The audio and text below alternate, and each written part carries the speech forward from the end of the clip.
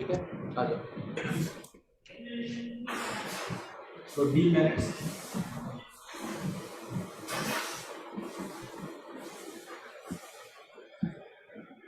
तो डीमेरिट के अंदर आप दो पॉइंट और देखें। पहला पॉइंट हमने लिखा था, डाल्टन ने क्या बोला था कि एक टाइप के एलिमेंट के The सारे atom is atom, no longer क्या क्या बोल रहे हो? the atom is no longer supposed to be visible.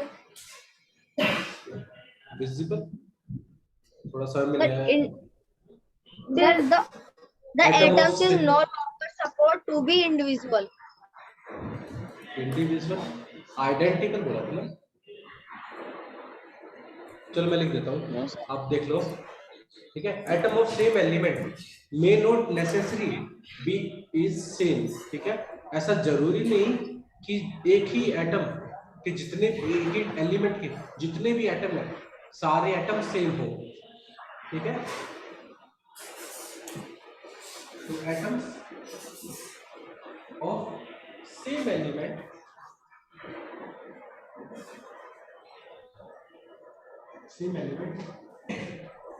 may not be identical। Identical मतलब एक दूसरे से सॉरी, एक दूसरे से एग्जैक्ट मैच करते हो, तो ऐसा जरूरी नहीं है। एग्जांपल देखते हैं, मे नॉट बी आइडेंटिकल।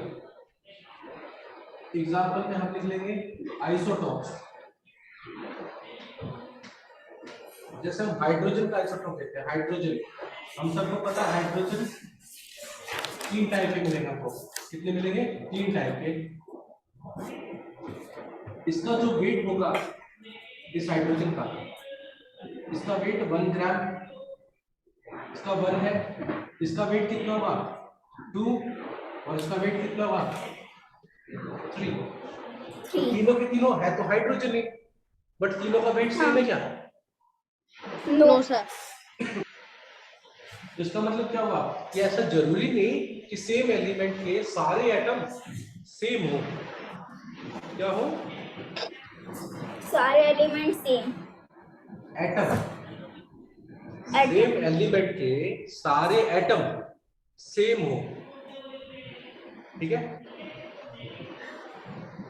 एक बार फिर से बताता हूं, सेम एलिमेंट के सारे एटम सेम हो ऐसा जरूरी नहीं है। नहीं है। Yes, sir. अब दूसरी बात हम जान लेंगे कि ये भी जरूरी नहीं कि दो अलग अलग एटम के सारे एटम डिफरेंट हो। सब में atoms of different element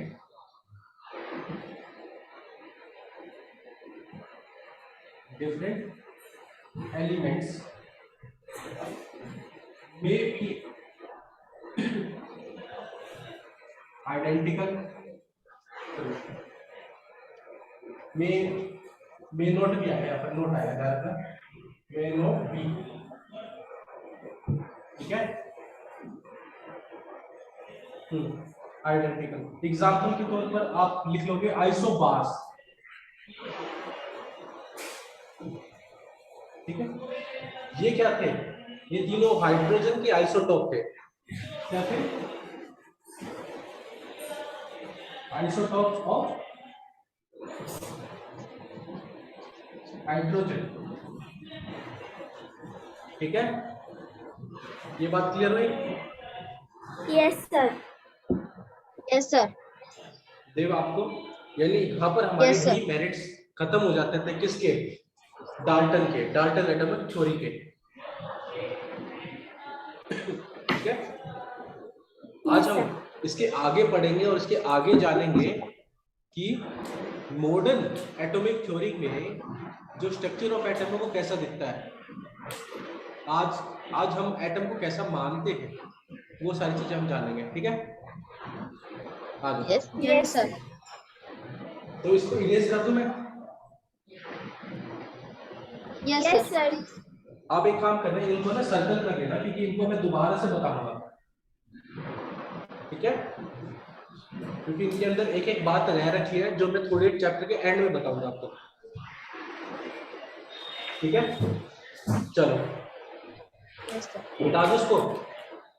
Yes, sir. Yes, sir.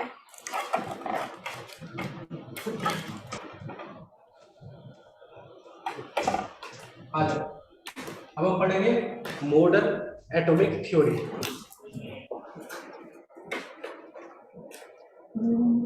जगह को ना वो नीचे मैं पैर के टेक दूंगी फिर मैं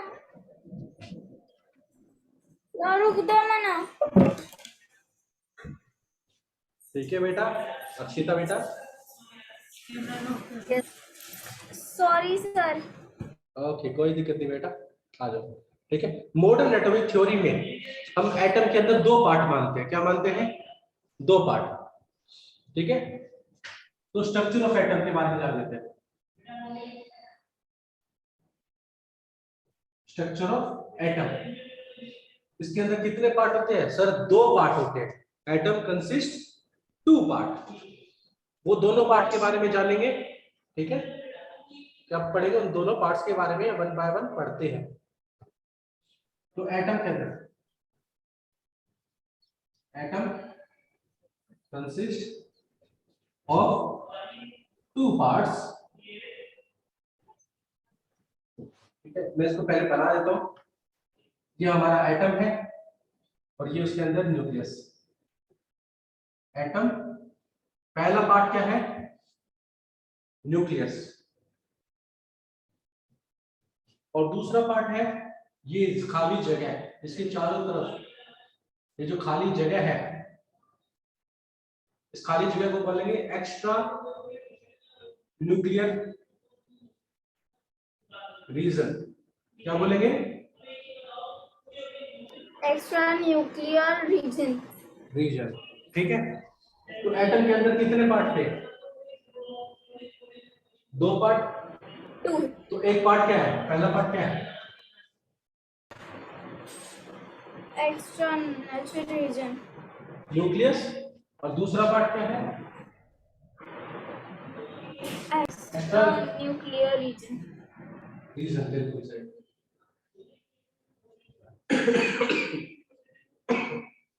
सॉरी, अब जब हम बात करेंगे न्यूक्लियस की, तो मैंने एटम के अंदर न्यूक्लियस को बनाया कहां पर है?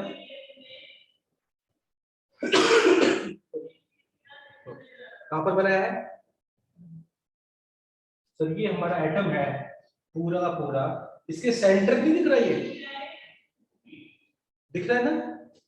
तो मैं ये बोलूंगा कि जो न्यूक्लियस होता है वो कहां पर पाया जाता है? एटम के सेंटर पर, ठीक है? It is situated at the center of an atom। बोल सकते हो? बताओ।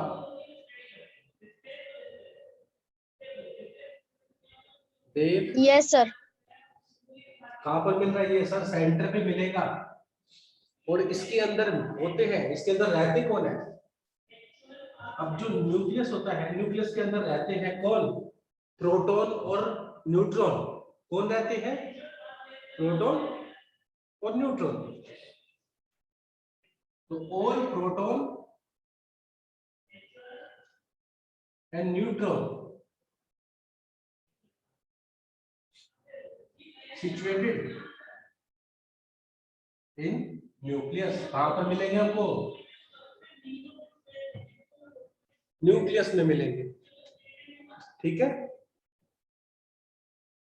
बताओ, ये आपके पास सब में अक्षिता, देव, न्यूक्लियस के अंदर कौन रहते हैं? Yes, sir. प्रोटॉन और दूसरे न्यूट्रॉन, ठीक है? प्रोटॉन के ऊपर होता है Yes. Positive charge. प्रोटॉन के ऊपर क्या होता है? Positive charge. Positive charge. और न्यूट्रॉन के ऊपर कोई चार्ज नहीं होता, ठीक है? प्रोटॉन के ऊपर पॉजिटिव चार्ज, न्यूट्रॉन के ऊपर कोई चार्ज नहीं होता। तो तुम ध्यान से देखोगे पॉजिटिव चार्ज और न्यूट्रल, तो ओवरऑल ये कैसा बन जाएगा इसका चार्ज, न्यूक्लियस के ऊपर ओवरऑल कैसा चार्ज होगा सर, पॉजिटिव, क्योंकि इसका तो कोई चार्ज ही नहीं है, प्रोटॉन का चार्ज है। तो जो ओवरऑल चार्ज होगा न्यूक्लियस का, तो हम क्या लिख सकते हैं, ओवरऑल चार्ज और न्यूक्लियस कैसा होता है, पॉजिटिव, यस नो, बताओ अक्षिता, देव। Yes, sir. ठीक है, सबको ये चीज समझ कि न्यूक्लियस के ऊपर कैसा चार्ज होता है, न्यूक्लियस के ऊपर कैसा चार्ज होता है Akshita, proton positive charge, positive charge, और Positive न्यूक्लियस पॉजिटिव चार्ज, और प्रोटॉन के अंदर रहते कौन है, proton and neutron, proton and neutron, proton and neutron. ठीक है, अब ये दोनों के दोनों न्यूक्लियस के अंदर रहते हैं, तो इन दोनों को हम क्या बोलेंगे, जैसे कोई राजस्थान में रहता है तो उसको बोलते हैं ना राजस्थान से रहते हैं, सॉरी क्या बोल रहा है, हाँ, अगर ये प्रोटॉन न्यूक्लियस के अंदर रहते हैं तो इनको हम कलेक्टिवली बोलते हैं न्यूक्लियॉन, क्या बोला जाता है, न्यूक्लियन, न्यूक्लियन। ठीक है, proton and neutron are collectively called nucleon. इसलिए दोनों पॉइंट लिख दिए बेटा आप उसको। Yes. Sir, last one. कौन सा, ये वाला, ये मैं ये दोनों बेटा,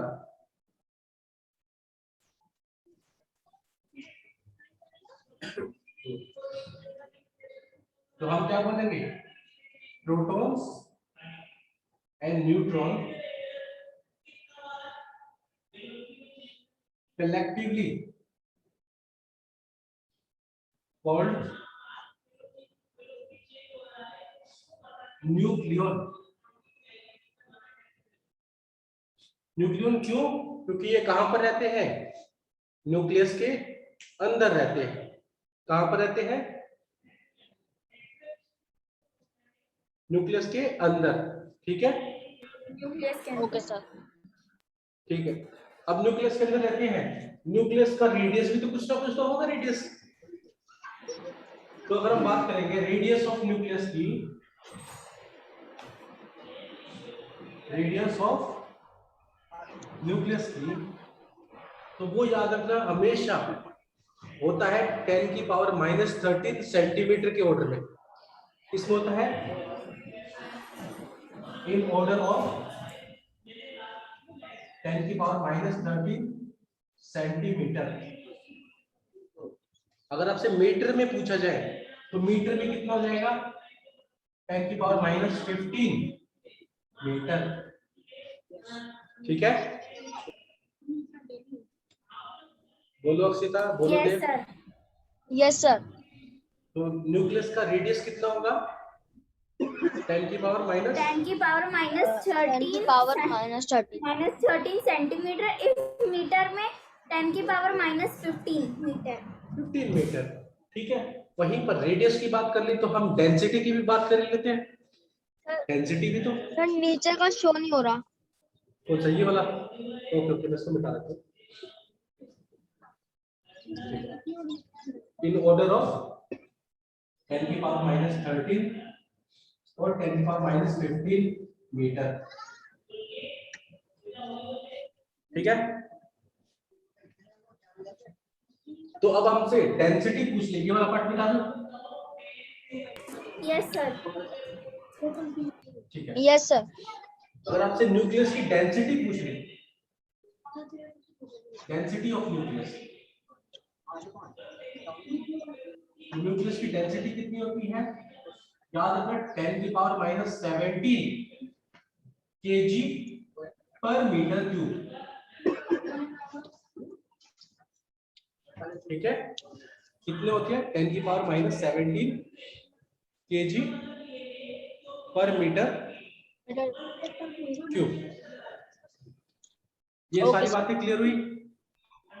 Yes, sir. ठीक है। Yes sir. एक और बात याद रखना, अब न्यूक्लियस के अंदर रहते कौन है? प्रोटॉन और न्यूट्रॉन। न्यूट्रॉन। तो एक बात ध्यान रखना, प्रोटॉन और न्यूट्रॉन जो हमारा पूरा का पूरा एटम है उसका 99% मास कहां पर मिलेगा? न्यूक्लियस के Nucleus. अंदर। न्यूक्लियस में। तो हम ये बोल सकते हैं entire mass of an atom is in nucleus approximately 99.99%। ठीक है, कितना परसेंट मास एटम का न्यूक्लियस में पाया जाता है? ऑलमोस्ट 99। सारा यानी 99 ही रहता है। ठीक है, हाँ 1% ही रह रहा है। बाकी 1% और लेस देन 1% कहां पर मिलेगा? Extra nuclear reason. Extra nuclear reason में। बिल्कुल सही। ठीक है, यहां तक क्लियर हुआ? Yes sir. ठीक है, और हम बात करेंगे एक्स्ट्रा न्यूक्लियर रीजन की। किसकी बात करेंगे? Extra Extra nuclear. तो ये क्या है? खाली जगह है, मैदान है, बीच में एक खंबा है, बीच में एक बॉल है और ये पूरा पूरा खाली मैदान है, एम्प्टी स्पेस। क्या है यहाँ Okay, पर? sir. Empty space. Empty space. और एम्प्टी स्पेस से सिर्फ और सिर्फ यहाँ पर कौन मिलेंगे सर? इलेक्ट्रॉन मिलेंगे। क्या करते हुए सर? रिवॉल्व करते हुए। और फिक्स करते हुए। एनर्जी उसमें फिक्स एनर्जी लेवल्स में मिलेंगे। ठीक है, तो इलेक्ट्रॉन क्या करते मिलेंगे? Okay, रिवॉल्व करते हुए मिलेंगे। कहां पर? तो अगर आपसे पूछा जाए इलेक्ट्रॉन कहां मिलते हैं? एक्स्ट्रा न्यूक्लियर रीजन में। Extra nuclear region. ठीक है, Yes, sir. Nuclear region. यहां तक सब में है? Yes, sir. अगर मैं आपसे पूछूं कि आप आइडियल लगाएं कि न्यूक्लियस और इस पूरा एक्स्ट्रा न्यूक्लियर रीजन यानी एटम का साइज कितना बड़ा हो सकता है? ठीक है, कोई आइडिया बताएं। सर इतना सा न्यूक्लियस, इतना सा एटम, ये क्या हो गया? चलो मैं आपको एक इमेजिन एक पिक्चर लाते हैं। अगर हमारे न्यूक्लियस का साइज, वो जो सीजन क्रिकेट बॉल आती है ना रेड वाली, Yes, sir. तो रेड वाली जो क्रिकेट बॉल है, अगर इतना बड़ा न्यूक्लियस है तो ये जो एरिया है, ये जगह है, ये उस सीजन के 5 किलोमीटर का रेडियस, 5 किलोमीटर का सर्कुलर रेडियस है। का सर्कल ले लेना। तो 5 किलोमीटर इस साइड, 5 किलोमीटर इस साइड, 5 किलोमीटर इस साइड, भी ऊपर और नीचे। इतना बड़ा एटम होता है। और न्यूक्लियस कितना होता है? इतना छोटू सा। छोटा सा। ठीक है, Yes, sir. आवाज समझ में? Yes, sir. न्यूक्लियस का साइज बहुत छोटा होता है। किसके साइज से? एटम के साइज से। एटम के साइज से। ठीक है, जाने इस एक्स्ट्रा न्यूक्लियर रीजन में कौन मिलेगा? यहाँ पर मिटा दो इसको, यस मिटा दो सर। इसको। Yes sir. Yes, sir.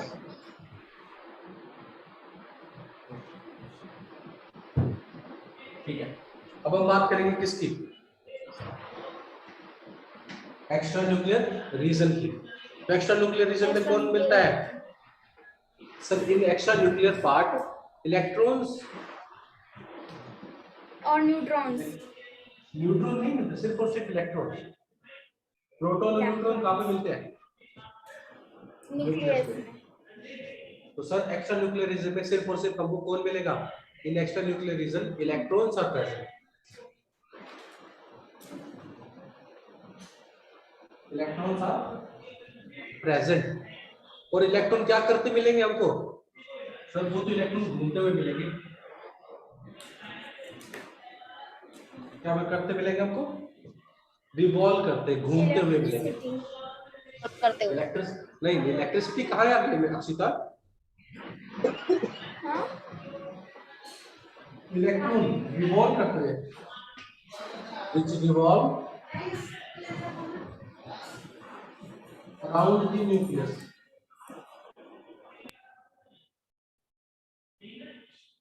in fixed energy circular orbit.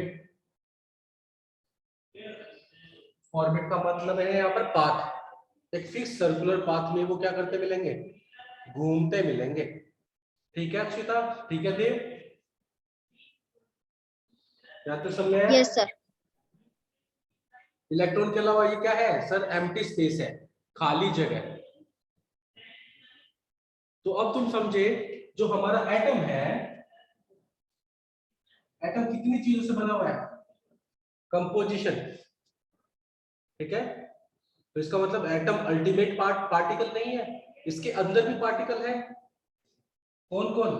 Electron, proton और न्यूट्रॉन। एटम के अंदर के पार्टिकल को हम क्या बोलते हैं?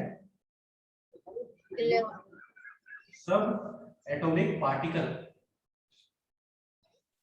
क्या बोलते हैं? एटम के अंदर जो पार्टिकल रहते हैं उन्हें क्या बोलते हैं? सब एटॉमिक पार्टिकल। Particles. इसके अंदर हम पढ़ते हैं इलेक्ट्रॉन्स, Electrons. न्यूट्रॉन्स और प्रोटॉन्स। ठीक है, यहां तक समझ में है? Yes. ठीक है, ये वाला पार्ट मिटा दो इस साइड से, क्योंकि हम हमको सिर्फ और सिर्फ इन सब एटॉमिक पार्टिकल यानी फंडामेंटल पार्टिकल्स के बारे में जानना है। ठीक है, कोई भी मैटर है वो इन तीनों चीजों से मिलके बना हुआ है, यानी उसके कंपोजिशन के अंदर इलेक्ट्रॉन भी मिलेगा, प्रोटॉन भी मिलेगा और न्यूट्रॉन भी मिलेगा। ठीक है, चले आगे। Yes, sir. ये मिटा दो, ये वाला पार्ट। Yes, sir. चलो ठीक है, देखो Yes.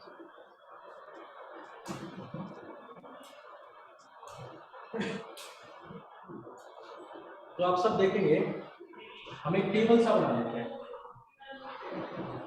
क्या बना लेते हैं? टेबल। उस टेबल पे पहली चीज तो लिखेंगे प्रॉपर्टी, यानी जिसकी हमको बात करनी है। दूसरी चीज हम लिखेंगे प्रोटॉन, यानी प्रोटॉन में उस प्रॉपर्टी का क्या चीज है। न्यूट्रॉन, विजिबल है ना ये चीज, बताओ। और लास्ट में Yes, sir.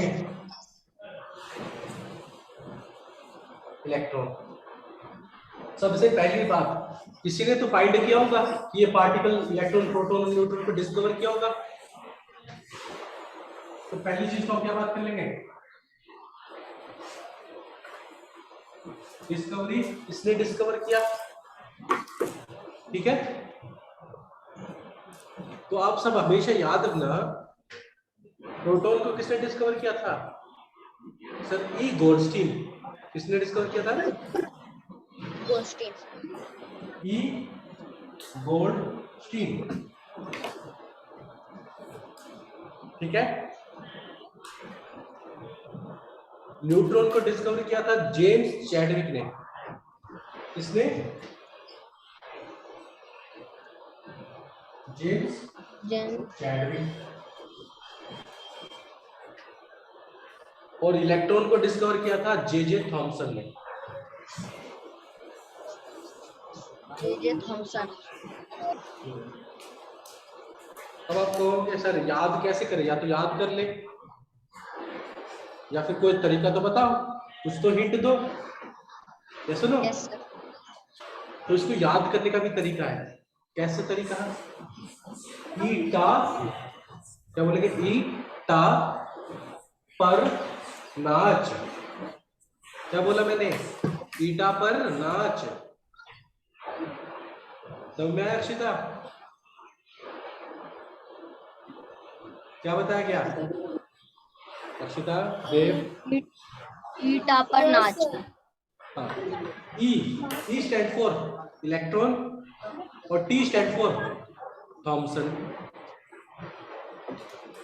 पर पी स्टैंड फॉर प्रोटॉन और ई स्टैंड फॉर गोल्डस्टीन और एन स्टैंड फॉर नाच, N C H, C H क्या है, चैडविक। क्लियर हो गया दोनों को? Akshita Dev, Yes, sir. Yes sir. सबको याद हो जाएगा या नहीं होगा? Yes sir. साइड में लिखना चाहते हो तो लिख लेना, साइड में नोट सर बना के ट्राई लिख लेना। करेंगे तो हो जाएगा। हाँ, साइड में नोट बना के लिख लेना, ठीक है? इसको याद करने के लिए ईटा पर नाच, E stand for electron, T stand for Thomson, P stand for proton, E stand for Goldstein और एन स्टैंड फॉर न्यूट्रॉन और सी एच नाच, C H stand for Chadwick. Clear? Yes sir. चलो आ जाओ। अब हम बात करेंगे सिंबल की। तो सिंबल तो हमने अभी अभी जान लिए। तो प्रोटॉन का सिंबल P होता है, न्यूट्रॉन का सिंबल N होता है और इलेक्ट्रॉन का सिंबल E होता है। सर में फर्स्ट रूल काम आ रहा है SI यूनिट का। बोलो अक्षिता। क्लियर? Yes sir. चलो आ जाओ। Yes, sir. अब हम बात कर लेंगे चार्ज या फिर नेचर, यानी चार्ज की बात की जाए तो प्रोटॉन के ऊपर कोई कैसा चार्ज था? अभी हमने पढ़ा न्यूक्लियस में प्रोटॉन प्रेजेंट होते हैं, प्रोटॉन के ऊपर होता है पॉजिटिव चार्ज। कैसा चार्ज होता है? Positive charge. तो आप ही बोलिए Positive charge. बिल्कुल सही, पॉजिटिवली चार्ज होगा ये। कौन? प्रोटॉन। न्यूट्रॉन तो सर न्यूट्रल है, इसके ऊपर कोई चार्ज ही नहीं है। और इलेक्ट्रॉन सर नेगेटिवली चार्ज है। कैसे चार्ज है? नेगेटिव नहीं। Charge Negatively.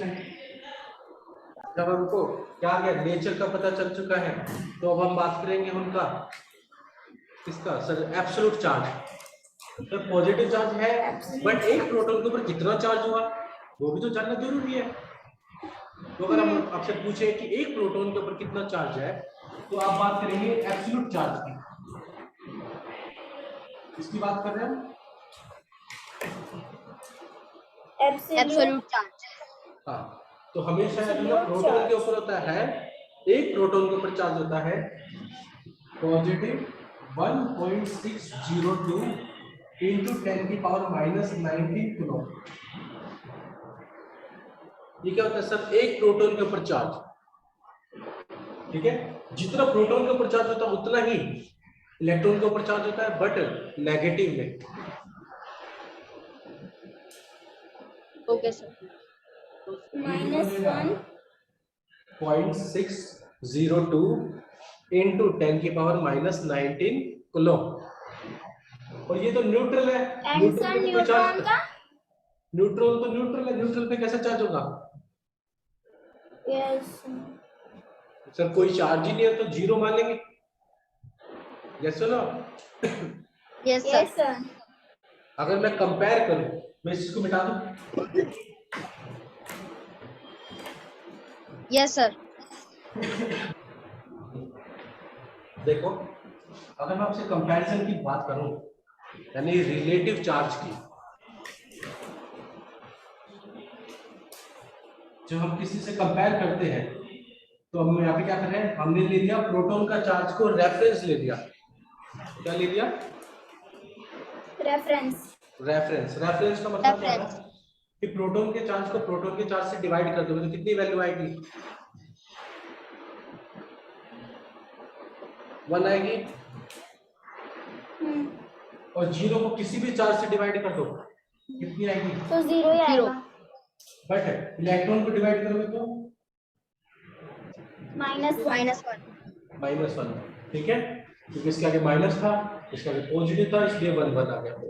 और दोनों का सेम था, मैग्नीट्यूड क्या था? सेम। जो वैल्यू थी वो सेम थी। ठीक है। Yes, sir. अब हम बात करेंगे इनके मास की। तो अब बात करें पार्टिकल है तो इनका मास भी होना चाहिए, एब्सोल्यूट मास। एब्सोल्यूट मास। ठीक है सर, एग्जैक्ट में इनका मास है कितना, तो वो बताएगा एब्सोल्यूट। एक प्रोटॉन का कितना मास होता है, एक न्यूट्रॉन का कितना मास होता है, और इलेक्ट्रॉन का कितना मास होता है। तो आप सब याद रखना, जब हम बात करेंगे एक प्रोटॉन की तो ये होगा 1.27, कितना 1.2725 इंटू 10 की पावर -24 ग्राम। 1 ग्राम भी नहीं है, बहुत ही कम है, 1.627 10 की पावर -24 ग्राम। ठीक है। Yes, sir. अगर केजी में पूछ ले तो, अगर आपसे केजी में पूछ ले तो ये कितना हो जाएगा सर, ये हो जाएगा -27 केजी इसका प्रोटॉन का। ठीक Okay, है, sir. प्रोटॉन का किलोग्राम के अंदर। बिल्कुल किलोग्राम में अगर पूछा जाए, अगर ग्राम में पूछेगा तो 24 -24, और केजी में पूछेगा तो -27। ठीक है। इसमें -24, Yes, sir. इसमें -27। हाँ, अब प्रोटॉन की बात किया तो अब न्यूट्रॉन की बात करेंगे। न्यूट्रॉन हल्का सा ज्यादा होता है किससे, प्रोटॉन से। तो कितना ज्यादा होता है देखो, 1.6748 इंटू 10 की पावर -24 ग्राम।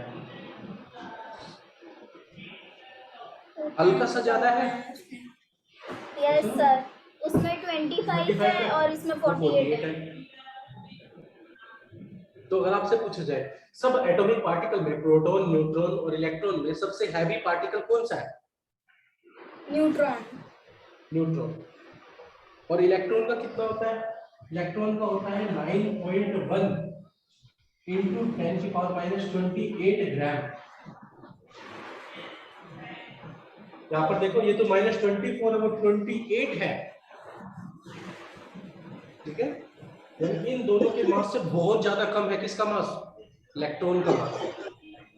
ठीक है। Electron का mass. Yes, sir. अगर केजी में पूछेगा इलेक्ट्रॉन का मास तो कितना बताओगे?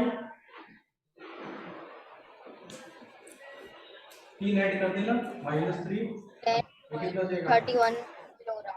-31।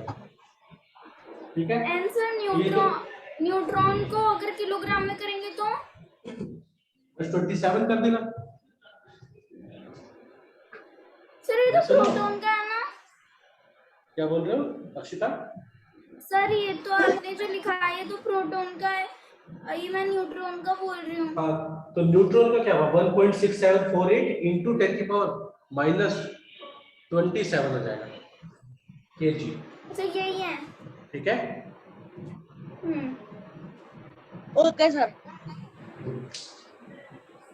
अगर हमको एब्सोल्यूट समझ में आ गया तो रिलेटिव भी समझ लेते हैं। रिलेटिव मींस किसी को कंपेयर करेंगे, तो यहाँ पर हम प्रोटॉन के मास को उठा लेते हैं और कंपेयर करते हैं बाकी दोनों के मास से। ठीक है, कंपेयर करें। Okay, sir. इन दोनों को मिटा दूं। Yes sir. Yes, sir. ठीक है, तो अब हम बात कर रहे हैं किसकी? रिलेटिव की। तो मैं यहाँ पर लिख देता हूँ रिलेटिव, आपको यहाँ पर इसके नीचे लिखना है रिलेटिव मास। तो रिलेटिव मास प्रोटॉन के अंदर कितना होता है? सर प्रोटॉन का यूज उठाया मैंने, तो प्रोटॉन के मास को प्रोटॉन के मास से डिवाइड करूंगा तो कितना आएगा? 1 आ जाएगा। ठीक है, मास 1 आ जाएगा। 1. न्यूट्रॉन का मास अप्रोक्सीमेटली 1 आ जाएगा, यानी 1 से ज्यादा होगा बट 1 ही हम ले लेंगे। बट इलेक्ट्रॉन का मास इलेक्ट्रॉन का बहुत ही कम होता है।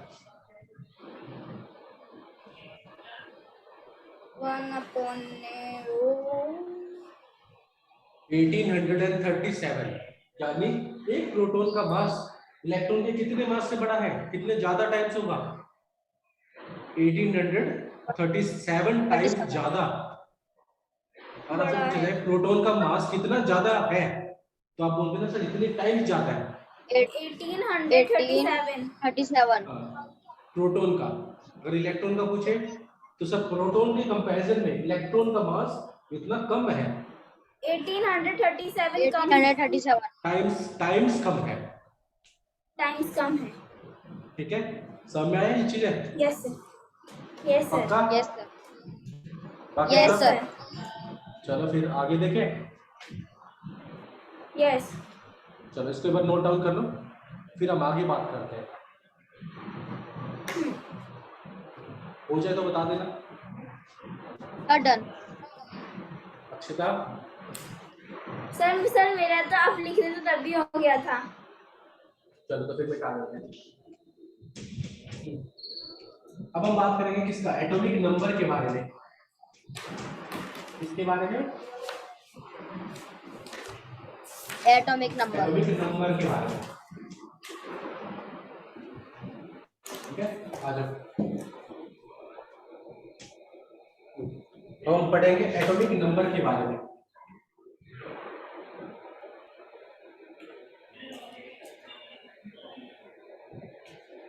एटॉमिक नंबर को रिप्रेजेंट किया जाता है जेड से। किससे रिप्रेजेंट किया जाता है? जेड से। अगर आपसे पूछा जाए एटॉमिक नंबर होता क्या चीज है, तो आपको बोलना है एटॉमिक नंबर होता है number of protons present in nucleus. क्या बोलोगे कि न्यूक्लियस के अंदर Number of protons present in present in nucleus. nucleus. बिल्कुल सही। ठीक है, किसके बराबर? Yes, sir. Number of neutron present in a nucleus Present in of an atom. nucleus.